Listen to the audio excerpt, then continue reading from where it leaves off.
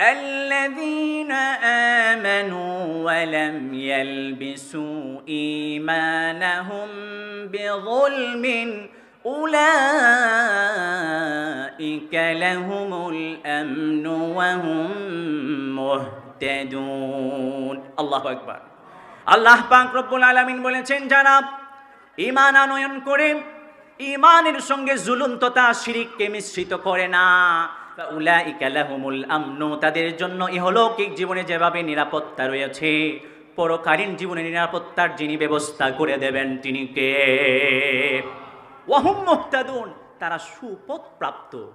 তার মানে এই সুপথ প্রাপ্ত দল যারা পরিপূর্ণরূপে ঈমান আনয়ন করেছে, নিখুঁতভাবে শিরিক মুক্তভাবে, কুসংস্কার এবং বেদাত মুক্তভাবে আল্লাহর ইবাদত বন্দগি করে, এরা ইহলৌকিক জীবনের মায়া ত্যাগ করে চোখ বন্ধ করতে দেরি, কবরে যেতে দেরি, কবরের সঙ্গে জান্নাতুল ফিরদাউসের সঙ্গে কানেক্টিভিটি অন হতে দেরি হবে না। সুবহানাল্লাহ।